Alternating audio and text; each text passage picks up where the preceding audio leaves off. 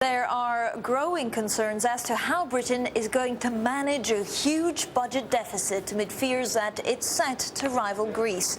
Now, the battle over Britain's public debt has gone very public. Top economists have split over how to tackle the problem and who to back to do it. In letters to the Financial Times, more than 60 economists have publicly thrown their weight behind the government, supporting its decision to delay spending cuts until 2011 and warning against reckless action that could damage the fragile recovery. Well, in the rival camp, a band of other economists who have sided with the Conservative Party, they back opposition plans to slash spending this year. Well, who's right? Joining me now is David, also said David Blanchflower, the former member of the Bank of England's Monetary Policy Committee and one of the signatories to the FT letter. Danny, thank you so much for joining us on the show. You contribute regularly to Bloomberg. I, as a first question, just want to ask you, are you not concerned if you sign this letter as saying that we can delay these spending cuts about what's happening overall to sovereign debt? Are we not likely to become another Greece? Well, I certainly don't think we're going to become another Greece. The governor of the Bank of England in a press conference this week actually said the same thing, said that the UK debt's much longer, doesn't turn over in the same way that Greece does. So we're not a Greece, but we certainly are in the position where recovery is very anemic. We're just at the very early stages of it. The retail sales numbers today weren't especially good, and the unemployment data weren't very good. So the position that I've held and the other signatories to the letter is that you need to get the recovery established. You need to see the private sector hiring people and investing. And once that's happened, then you start to pay the debt off. What you need now is a plan, but cutting spending now would actually have the danger of pushing us back into recession. But if you don't cut spending now, it may become even more difficult in a year's time. No, I don't think that's right. What we've seen is that essentially we've avoided, if you like, going over the cliff because of the public actions, classic Keynesian fiscal and monetary stimulus.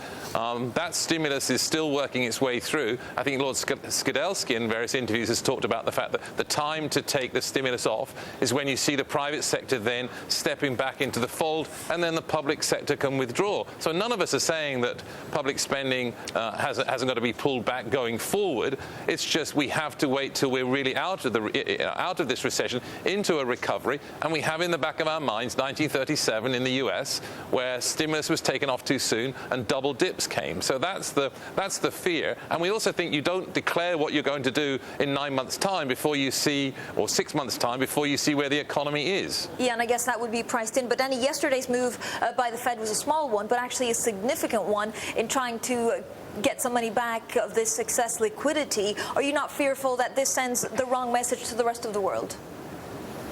Well, I don't think it necessarily sends the wrong message. Obviously, the banks have to actually start to think about some sort of exit strategy.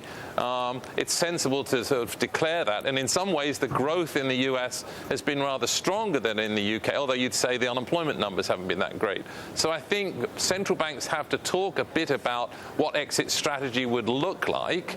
But they certainly made it clear, I think, that this doesn't mean that rates are really going to rise anytime soon. But this is, if you like, saying at some point this is going to have to happen.